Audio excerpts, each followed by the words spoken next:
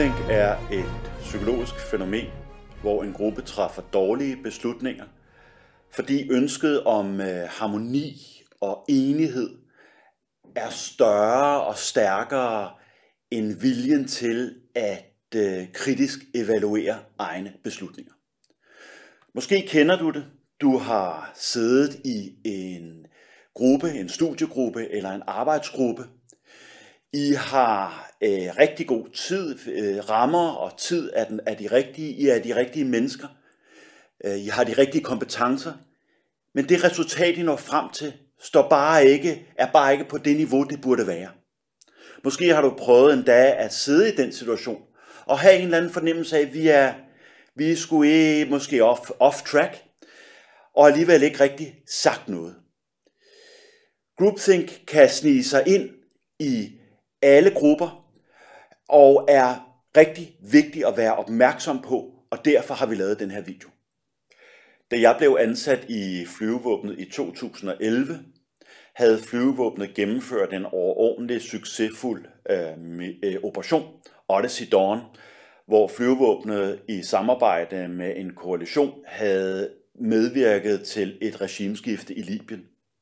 Der var en oplevelse af selvtillid i flyvevåbnet, og det affødte også en stærk oplevelse, eller en stærk sådan stemning af go-mindedhed.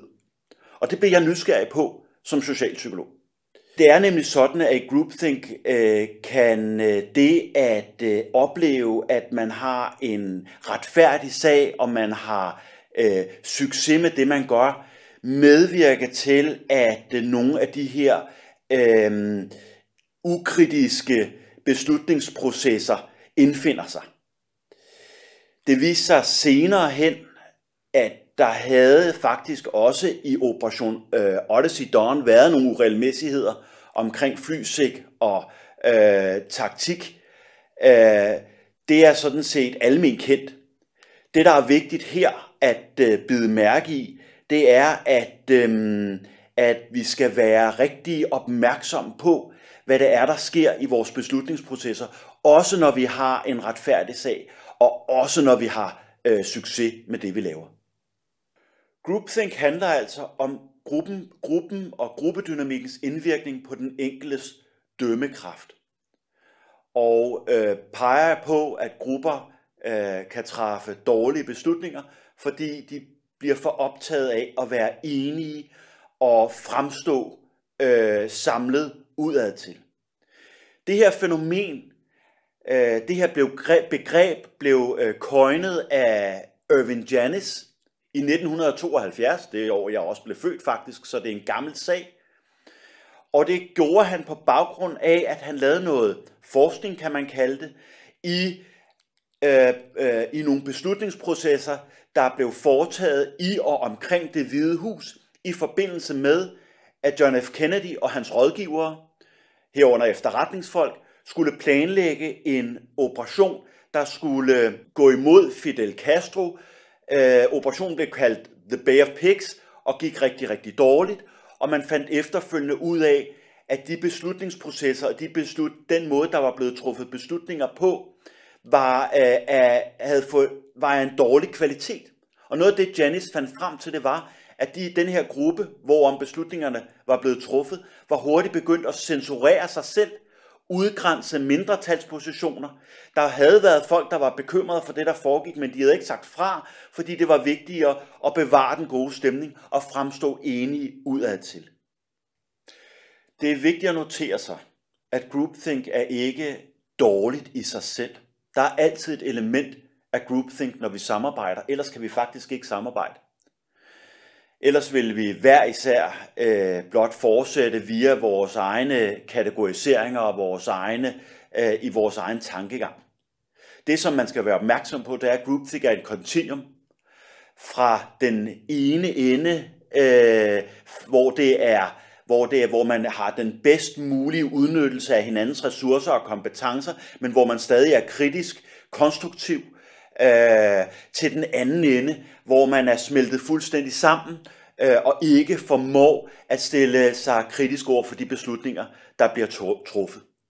Vi gør meget allerede for at mitigere den problematiske del af groupthink i vores ledelse. Der er forsvarets ledelsesgrundlag, der er forsvarets ledelsesværdier, der er forskellige former for code of conduct, hvor man hele tiden prøver at på forskellige måder at stimulere til at forholde sig kritisk konstruktivt i samarbejdsprocesser. Det er bare ikke altid, der er rum, tid og rammer til det, og derfor er det rigtig vigtigt, at vi i dybden forstår, hvad det er for nogle ting, der i virkeligheden trigger groupthink, og det er det, vi skal bruge de socialpsykologiske teorier til. Genesis groupthink-begreb er et godt og catchy begreb, som har vundet ret stor popularitet. Der bliver ofte refereret til det. Det er også et meget bredt begreb, og der er faktisk nogle socialpsykologiske eksperimenter, som blev foretaget i 50'erne, som kan være med til at forklare, hvordan det kan være, at enkeltpersoner, der er intelligente og har de rigtige kompetencer, under nogle særlige omstændigheder vælger at deponere mere eller mindre ubevidst deres dømmekraft i gruppen. Og det er nogle af de eksperimenter, vi vil tage jer igennem i denne her video. Den del af den socialpsykologiske forskning, som interesserer sig for, hvordan grupper indvirker på beslutningsprocesser og hvordan individet indgår i grupper i forbindelse med beslutninger, var et forskningsfelt, som allerede blev populært efter 2. verdenskrig. Så når Janice Conner begrebet groupthink i 72, har der allerede været en række eksperimenter, som vi vil vende tilbage til om et øjeblik. Og grunden til, at det lige var efter 2. verdenskrig, var jo nok, at man stod og uforstående over for, hvordan nazistiske og fascistiske regimer havde kunnet udvikle sig på den måde i Europa, uanfægtet at man havde nogle kulturer, der demonstrerede en høj grad af, rationalitet. Så det er på det historiske bagtæppe, at nogle af de eksperimenter, som vi vil tage igennem her, blev foretaget i USA i 50'erne. Nu vil jeg fortælle om det første eksperiment. Det er Sheriffs autokinesis eksperiment. Forestil dig, at du sidder i et mørkt rum. Du kigger på en lysprik oppe på en væg, og dine øjne driver helt automatisk, og det betyder, at det ser ud som om, at lysprikken bevæger sig til den ene side. Du skal nu sidde og vurdere på et stykke papir, hvor meget den bevæger sig i centimeter. Og det begynder du at gøre, og det får du lov til at gøre et stykke tid. Derefter så bliver du sat sammen med nogle mennesker, I bliver sat sammen i det samme rum. I bliver sat til at kigge på den samme lysprik, og nu bliver I sat til at sidde og lave den samme vurdering. Det, der skete i det her eksperiment, det var, at når folk og de mennesker, du sidder sammen med, når de begynder at sige deres vurderinger højt, så begynder du måske også at tænke, gud, jamen, de har måske i virkeligheden fat i noget. Måske var det ikke 5 cm, måske var det blot 3 cm, fordi hun sagde jo 2 cm, så jeg tror måske, at... Og langsomt sker der det, at I indretter jeres vurderinger efter hinanden, og når frem til sådan en mellemtid, om man vil. Det var også det, der skete i det her eksperiment. Og det, som Sheriff, som var lidt af en drillepind, jo siger med det her, det er, at grupper, de skaber normer omkring det, de ser. Selvom det er ret vilkårligt, det de ser, så skaber de normer omkring det. Og det er interessant i forbindelse med beslutningsprocesser. Hvad kan man bruge det her eksperiment til ledelsesmæssigt? Jo, man kan i hvert fald notere sig, at mennesker vil rigtig gerne gøre det rigtige, også når de mangler information, og derfor begynder de at kigge på, hvordan andre vurderer det, som de oplever. Og det kan være vigtigt at være opmærksom på som leder, især i situationer, hvor man har medarbejdere, der står og arbejder med data eller med fakta eller i en situation, som man ikke er vant til. Det kan være i fredstid, det kan være i krisetid, det kan være i krigstid, at man har den her opmærksomhed på, at vi vil rigtig gerne gøre det rigtige, og når vi gerne vil det, så er vi også tilbøjelige til at lade vores vurderinger indrette efter andres vurderinger. Og det kan være fint nok, men det kan også være et problem, hvis det data, der kommer ind, har en meget ny karakter, og derfor er arbitrært. Nu tænker du sikkert, det var den optiske illusions skyld. De havde jo ikke en chance, de stakkels forsøgspersoner der, hvor de sad og kiggede på den hvide prik på væggen. Men selv ved meget klar fakta, utvetydige fakta, kan man sætte nogle af de her processer i gang. Og det gjorde ham, der hed Solomon Asch. Forestil dig, at du er kommet ind i et lokale, og du ser, at du får at vide, at du skal vurdere længden på nogle streger på en tavle op imod en norm. Og det er meget tydeligt, hvilken en streg, der passer til normen. Og alligevel sker der det, at dem, du sidder sammen med, de svarer noget andet, end det du vurderer. Hvad vil du gøre? Hvad tror du, der egentlig vil ske? Jeg kan fortælle dig, at det, der sker for de fleste, op imod 75%, det er, at de meget hurtigt begynder at aligne deres svar til det, som gruppen peger på.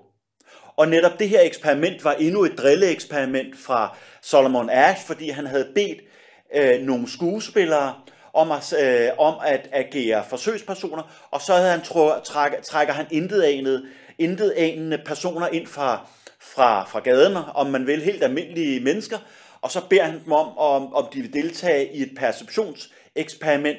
Men det er jo selvfølgelig orkestreret det hele, og de oplever, at de kommer at deres perception afviger meget fra gruppens perception, og langt de fleste, op imod 75%, vælger at comply, altså blive konforme, og sige det samme som resten af gruppen.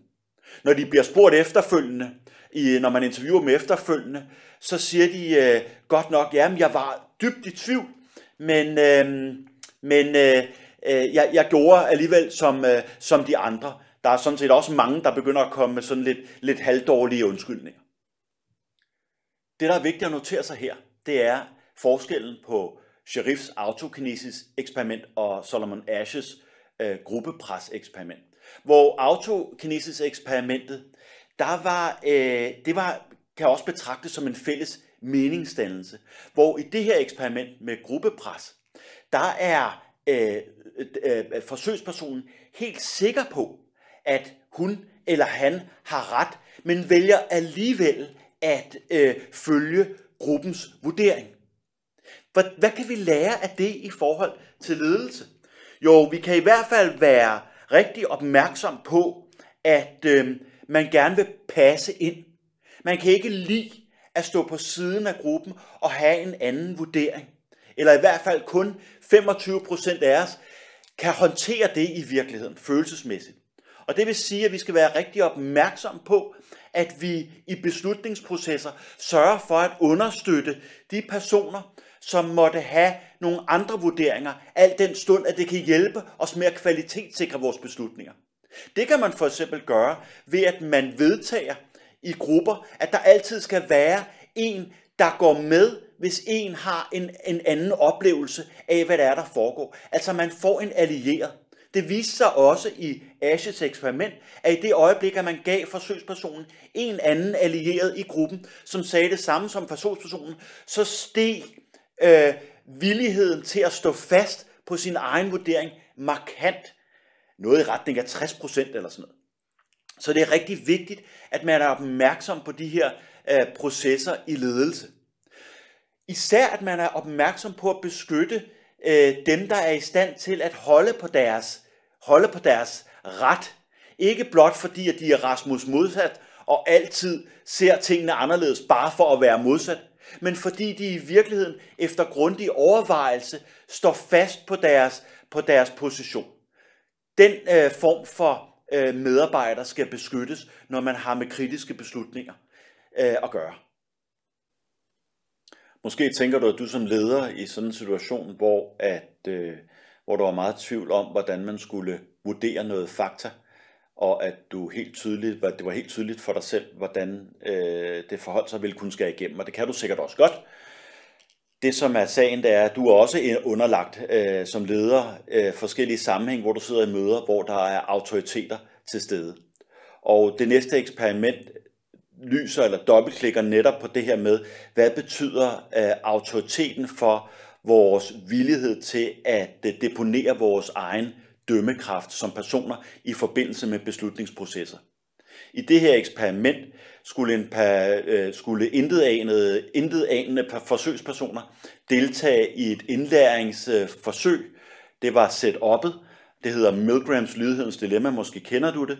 Og de skulle straffe den person, der var blevet sat til, og som de ikke kendte, og som sad i et andet rum, som var blevet sat til at indlære nogle talrækker. Og de skulle straffe personen med stød, helt ned fra ganske et lavt stød helt op til noget, der kunne svare til dødeligt stød. Det var selvfølgelig ikke rigtigt. Maskinen lignede en rigtig maskine, og det der viste sig, det var, at 2/3 af helt normale mennesker var villige til at under de her omstændigheder at straffe en anden person med et dødeligt stød, blot fordi der var en autoritetsperson ved siden af i en kittel, der stod på et universitet i noget, der mindede om et laboratorie, der sagde, at forsøget krævede, at de fortsatte.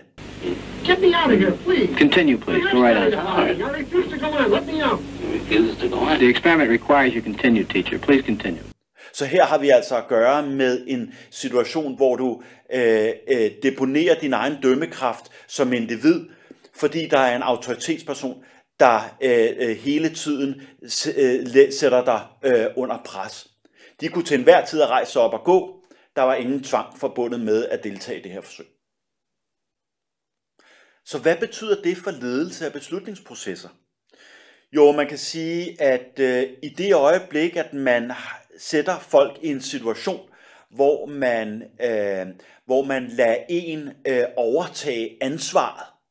Det vil sige, i det her tilfælde var det laboratoriechefen, som hele tiden sagde, jeg skal nok tage ansvaret, du skal blot fortsætte. Så kan man være tilbøjelig til, at helt almindelige, rationelle mennesker deponerer deres dømmekraft. Man skal lige huske på i det her eksperiment, at de her mennesker var trukket ind fra gaden. Det var helt almindelige mennesker.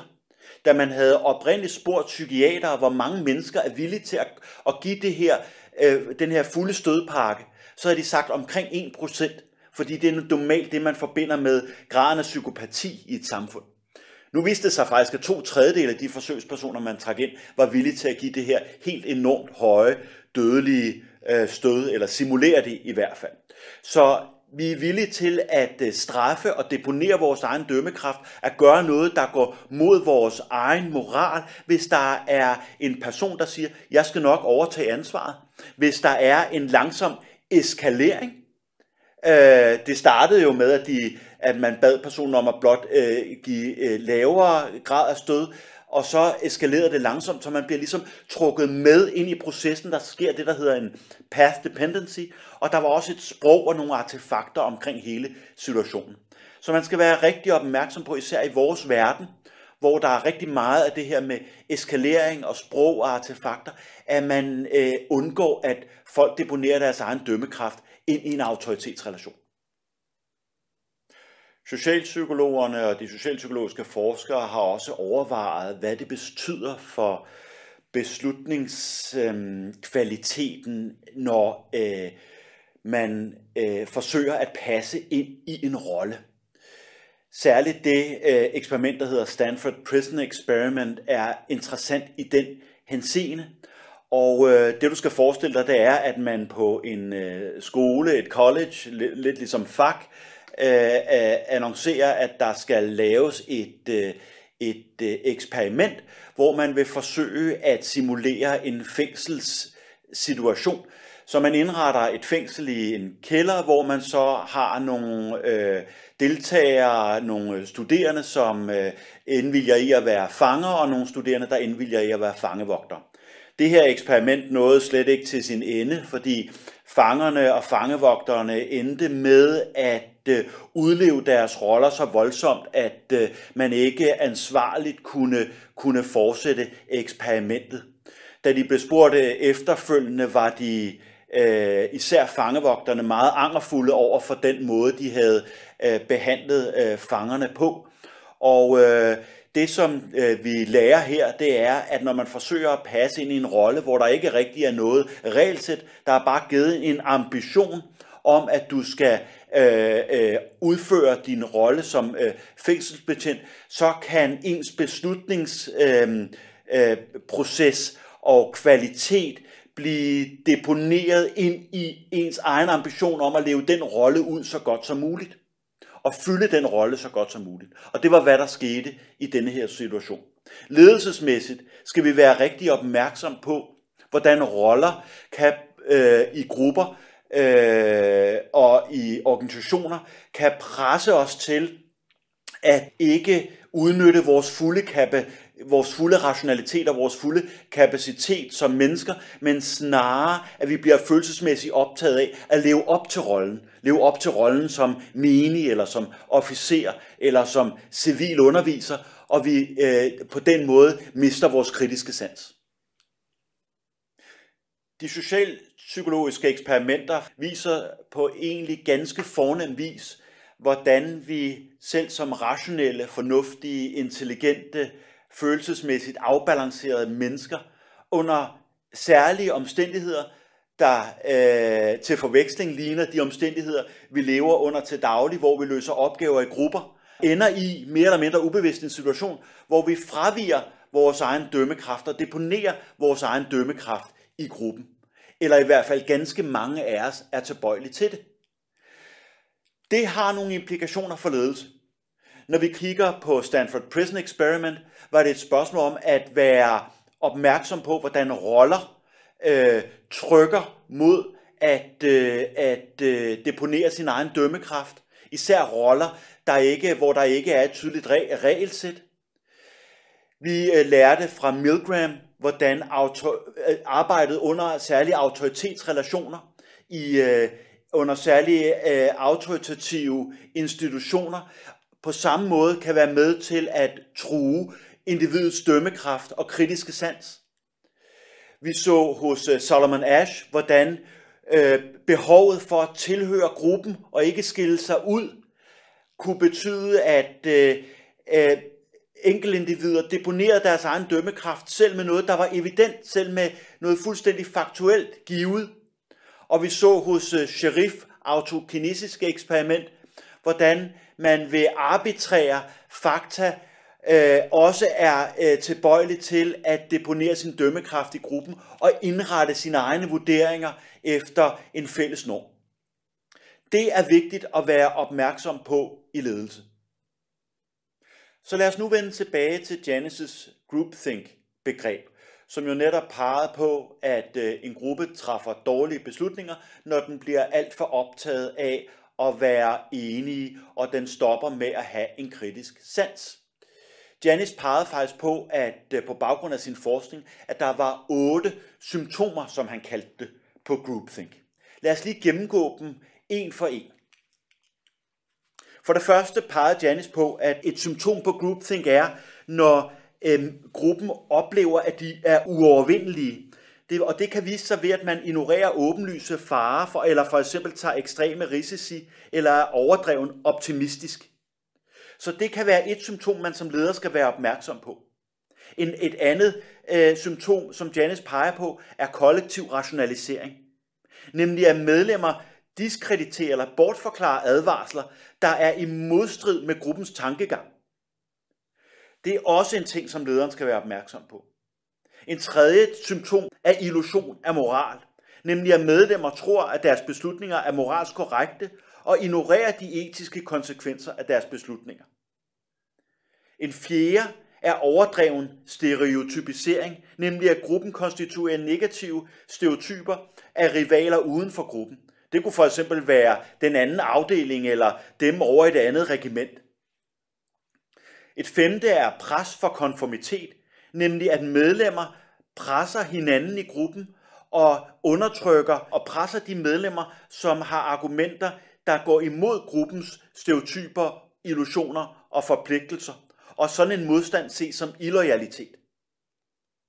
Et sjette symptom, som Janis peger på, er, at medlemmer tilbageholder deres afvigende synspunkter og modargumenter, nemlig selvcensur, som vi har set flere eksperimenter på. Det syvende er illusionen af enighed, nemlig at medlemmer opfatter fejlagtigt, at alle er enige i gruppens beslutninger, og at stilhed opfattes som samtykke. Og til sidst, det her tankepoliti, at nogle medlemmer udpeger sig selv til rollen som beskytter af gruppen mod negativ information, der kan true gruppens selvtilfredshed. Alle disse 8 symptomer fandt Janis, når han kiggede på interviewudskrifterne fra de her beslutningstagere omkring Kennedy. Det, der er vigtigt at forholde sig til, det er, at de her er ikke hierarkiseret hos Janis. Så det, man kan spørge sig selv som leder, det er, hvor meget skal der være til stede? Hvor mange af de her symptomer skal der være til stede? Og hvor meget af dem, før jeg griber til handling? Der er ikke nogen tvivl om, at det er et kontinuum. Det vil sige, de her 8 symptomer er også til stede i grupper, der løser deres opgaver rigtig godt og på et rigtig højt niveau. Spørgsmålet er, hvornår man rammer et threshold, og hvornår det bliver, problematisk for gruppens beslutningskraft og beslutningsevne at være i de her processer. Det er vigtigt at være opmærksom på som leder. Nu tænker du måske, at de her eksperimenter i virkeligheden ikke har så meget med nutidsmennesket at gøre, al den stund, at de jo blev gennemført i 50'erne, hvor der måske var en højere grad af konformitet og en højere autoritetstro. Alligevel må man sige, at når de her eksperimenter bliver gentaget i nutiden, ser vi noget af det samme, også på tværs af kultur. Derfor er det vigtigt som leder at være opmærksom på. Fordi der er risiko for normskred, når vi er i organisationer og arbejder med beslutninger med høj hastighed og under høj grad af pres. Og det betyder, at der er noget, der også kan sættes over styr. Der er noget, du kan miste som leder, hvis du medvirker til at være i nogle beslutninger, hvor kvaliteten bliver dårlig. Enten fordi du selv leder processerne, eller du selv deltager i beslutningerne. Der er noget, der kan sættes over styr. Du kan risikere at skulle gå imod dine egne normer. Og derfor er det rigtig, rigtig vigtigt at være opmærksom på, hvad er dit what the hell moment? Og på hvilken måde kan du understøtte dine medarbejdere til også at have et what the hell moment, hvor I kigger hinanden i øjnene og spørger, hvad er det egentlig, der foregår? Er vi på rette spor her? Og det kan være svært, fordi at de her gruppeprocesser, de centrifugerer en ind i en retning. Ikke desto mindre, så har vi nu noget viden omkring, hvad der kan trigge det. Så det en leder må spørge sig altid, det er, hvordan får jeg effektive beslutninger? Hvordan balancerer jeg høj handlekraft og selvtillid og med selvtilstrækkelighed, det vi kalder self-complacency? Det er ikke nemt, og vi har selvfølgelig en mulighed for at gøre noget ved det gennem vores ledelse.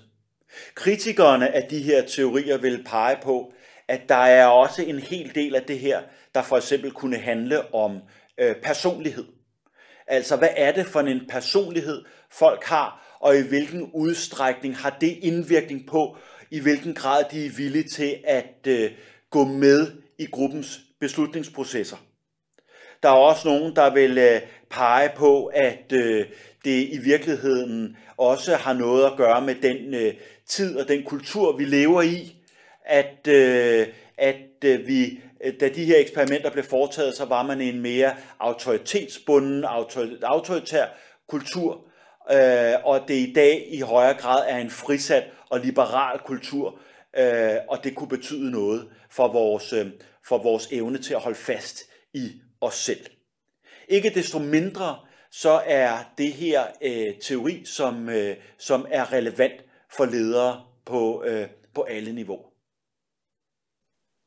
Tak fordi du kiggede med så langt. Det er vigtigt det her, at du tager nogle af de her den her observans, eller den her optik, den her linse med dig ind i din ledelse, sådan så du kan orkestrere de bedst mulige beslutningsprocesser sammen med dine medarbejdere, ansatte og soldater.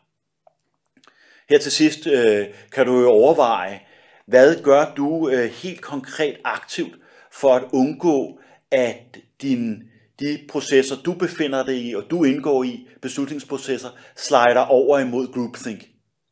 Hvad gør du aktivt for at undgå et normskred, altså der, hvor groupthink slår over og bliver problematisk, og i virkeligheden bliver så problematisk, at I ender med at gøre skade på nogle af jeres egne værdier og normer. Det vil jeg sige, hvis jeg kunne få dig til at tage en enkelt refleksionsstund over det, så vil det her være givet godt ud. Tak for den her gang.